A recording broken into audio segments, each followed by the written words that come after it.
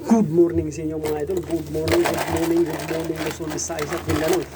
Kumusta yung naaging Pasko mga idol sa inyong bawat bahay? Kumusta kayo mga idol? Kumusta ang inyong pag-enjoy sa inyong mga pamilya? Dahil ako mga idol, lasing. Lasing ang ating tindero yung Pasko mga idol.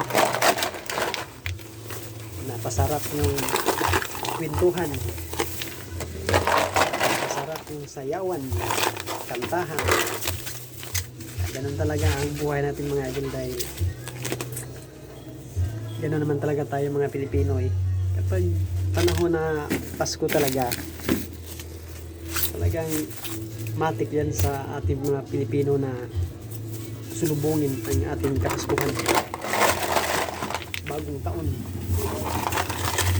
So ito pala mga idol, nagbabalat pala ako ng ice, dahil dumating naman yung isa akong ice dahil naubos yung Pasko mga idol.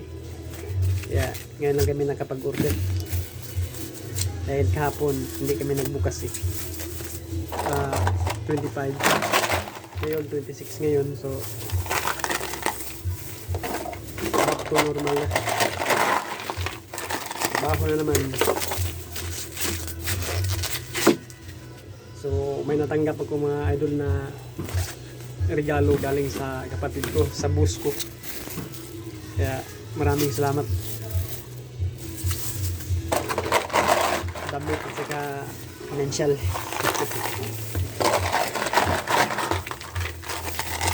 So samahan niyo muna ako mga idol para bilisan ko to magbalot ng hilo, dahil matutunaw ba.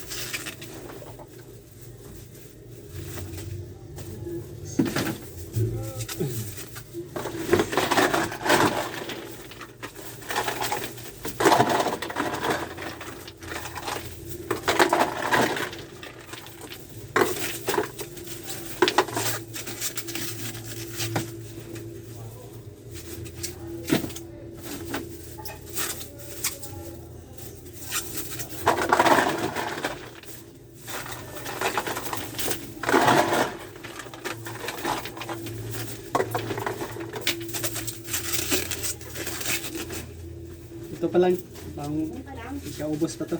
Matagal ka may.